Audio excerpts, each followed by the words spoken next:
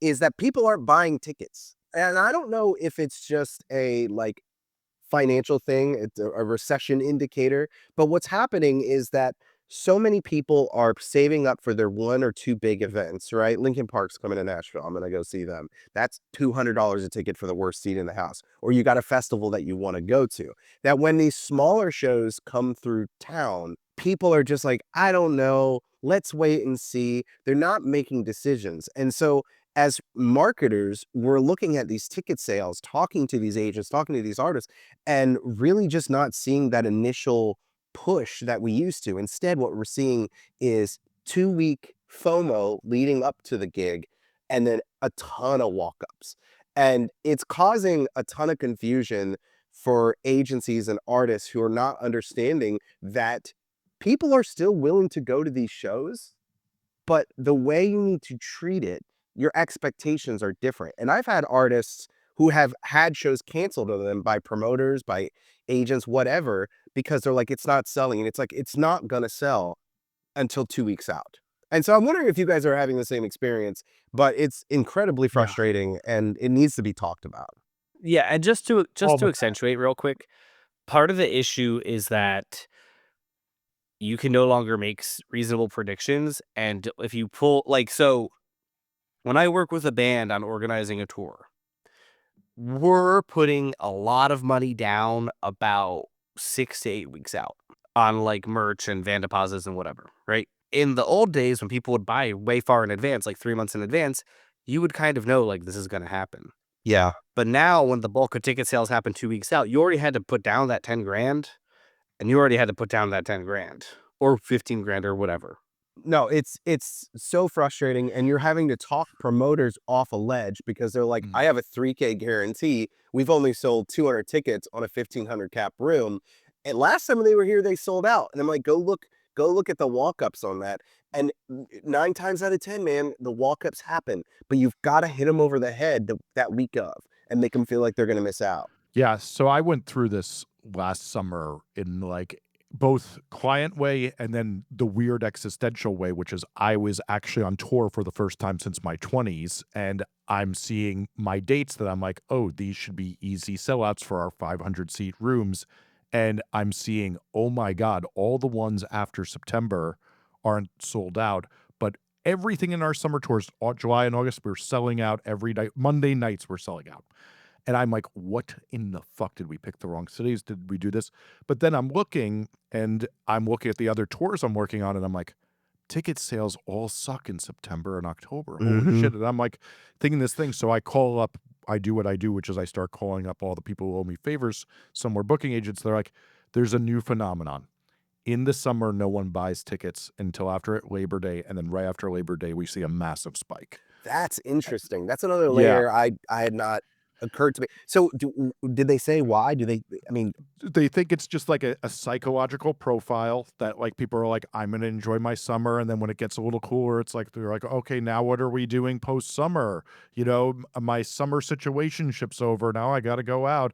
Whatever it is, it probably is a wide variety of things, but the moral of the story, both tours I was working and my tour did just fine once, September came, and yes, but we also, with what you were saying is, we did have a lot of walk-ups, and I walked into one show, like, let's say, just a hint of a shit in my pants about on the yeah, way, and I then know that I go feeling. and then, like, I opened the curtain to go do the intro to the show, and I'm like, "Ah, packed house." I've been running ads for a band who has a tour in the UK coming up in like 2 weeks, and he's really good with like guerrilla style marketing, like DMing like every person that's interacting with him and previous who come to previous tours, and just being like, "Hey, am I going to see you at this show or whatever?" And he's noticed a ton of people, way more than previous years, specifically saying, "Yes, but I'm waiting until this paycheck." And he said he's Oh, never had that happen before, where it's like almost like way more people than normal are like living paycheck to paycheck, and they're 100%. like being a little bit more just particular with where they spend their discretionary funds. And then there's a second kind of layer where I went to ADE, the Amsterdam Dance Event in October, and there was this talk for on selling live tickets, and it was like all like promoters, booking agents, and stuff like that there. And they were all talking about how over the past few years, barely ever since COVID, that it's been harder and like people have been buying tickets later and later, is what Mhm. they all said. And there's like multiple people who like throw huge events there, talking like, I used to sell this out way far in advance or whatever, and now it's like I'm not doing it until the week of. So I can't vouch for that, but there was a good amount of people saying that particular phenomenon, and then seeing it with this dude. And even last year, we had like a huge surge the week of, even the day of. Like I think there was one show where we get like a extra 50% of tickets of like walk-ups or people buying the day of. Yeah. So the more disgusting layer to get into this is all Live Nation's fault.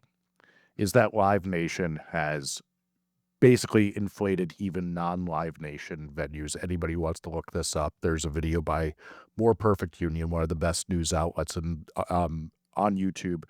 They show that even if you're not a Live Nation venue, what they do is they squeeze all the venues, they inflate everything, they make your costs rise, they make your drink prices rise, and all these things, and it now costs. I don't want to do the exact statistic because I'm not going to get it right, but it's nearly 3 times what it did a decade ago to go out to a concert a night on an average. I'll have to And go that watch is Live that. Nation. That's very Yeah. interesting because I mean, and I wish I paid more attention to the rumblings of the industry. I get so hyper focused in my own world, but then when you start to see it in, the numbers and the data, and you're like, okay, something's going on here, and you have to adjust. I still have artists that come to me and they're like, hey, our on sale is happening, 3 months out or 4 months out or whatever. Let's put all our money into that ads around it. I'm like, let's put some of it, and then let's not do anything but social posts for the next 3 months. And then 2 weeks beforehand, every date, we're gonna put that budget in, and we sell out on walk-ups. But yeah, it's like, and if we spend that budget way out, I mean, you have to adjust for this behavior. But I think that overall, I mean, I work with certain bands that would sell out 2,000, 2,500 cap rooms that are now looking at 15 or 1,000 caps because they just, and they're always like, man, we just used to do better. I don't know what's happening. And I'm like, I don't think it's you. I think it's what you're saying, Jesse. It's just like movies right now. Movies also have gone up tremendously in price. To take my family of 4 to go see a movie, $120 easily. Yeah, that's actually on the lower side. When it used to be like $10 a ticket, and then you buy $10 popcorn. You know what I mean? So it's one of these things where like the whole economy is crushing these artists for touring. And as a marketer, you just have to adjust for that and realize. And the fans too, like, are getting Yeah. crushed, which I think is like that's kind of why the artists are getting crushed. Is I went to 2 shows last week. One was Linkin Park, the other one was Big Time Rush. Fun Nice. fact. And at Big Time Rush, it was in Guilford, New Hampshire, and I paid $23 a beer. Oh, it's so insane, So dude. for 4 drinks, Holy That's just what me shit. and my At wife. Bridgestone in Nashville, on draft, I got a draft for $25, and I was like, that's it. Like, I'm not getting another beer. It's insane. Yeah. I can't believe anything can be worse than Madison Square Garden. Holy shit. Yeah, and this is a nice venue. Like Lincoln Park wasn't even that much at I forget what that TD Garden in Boston. It wasn't even that bad. So this was particularly bad for the region, but like it wasn't much better at TD Garden. It was like 19 a beer. And the Oh, artist doesn't see a dime of it. I think there's like a podcast. Who was it? It was John Batista. Not John Batista. Was it John Batista? John Baptiste. Baptiste, I think but he talks about this, about how you do that tour, you get that Live Nation advance. It's only on ticket sales. And so they're making money off an insane amount of money off of concessions, off of everything else. And it's just such a fucking racket. And then that person, like I went to go see Incubus. I spent $500 on that. Like I did, between me and my wife and merch and everything. And then it's like, am I going to go spend money to see another show? Probably not for a while. Like even small ones. Yeah. Well, I will You because I work start in the to music you industry. see but- the Yeah, I was cost gonna of say like we're not the case yeah, scenario. I can write it off actually. So yes, I will. Yeah, I But literally when I was thinking, I'm like, I have 16 shows coming up before I go to September 3 shows a before like the next month, but I'm I like, don't the pay for secret- them. Yeah, but the secret is I have a tax write-off. Yeah. But if you're a music fan, you're looking at like not just like $125 purchase, but it's like then it's the cost of the parking for $30 and the cost of the drinks and the cost of the merch. You get a little more picky and choosy with your shows. That's really what we're seeing. And then you see some artists, the J-Los, that like, it's like, I'm sorry, enthusiasm matters for selling tickets, and you no longer win the enthusiasm battle. Oh, You yeah, that's it's right, this- because she didn't sell anything, and there's been a Yeah. couple of them like that lately. Well, there's even things that people are saying, like this week, Matthew Perpetua, who's like one of the biggest music critics, he showed how bad Renee Rapp's sales at some things are. And like the real fact of the matter is, it seems like her new album doesn't have as much enthusiasm as the last one, and enthusiasm is what Yeah. matters in ticket sales. Yeah, and the other piece that I think is really important not to forget, well, two pieces. One, lots of competition, especially post-COVID. The market's normalized a little bit, but it's still crazier. The other big thing that I think people forget about is if you go look at like a tour poster for like a mid-size band in 1990, they could go play 30 shows around the UK. And that was like a thing that happened. But now there's so many more entertainment options at home that I always used to joke, your show has to be better than sitting at home watching baseball with my cat. Right? Because it's like, that's Yeah. like a solid, like 7.5 out of 10 experience. I'm going to have a good time. And it's free. You need to be able to beat that experience for me to want to go to your thing. But I think that what nobody talks about is that the home entertainment options have so dramatically increased over what they were 10 years ago. Right? Yeah, you're competing with video games. I mean, I think Yeah. about what people did in the 80s. They must have been bored out of their brain. Like, if it was the 80s, dude, how much Atari can you play? How much of the 5 channels that exist can you watch? Like, you went out.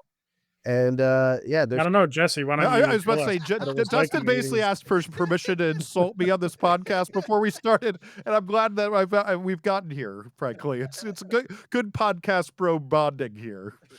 Well, but Jesse, you Just for the remember like going record. out. Oh, go ahead. But I was gonna say, Jesse, you remember Petting like seeing like dinosaurs.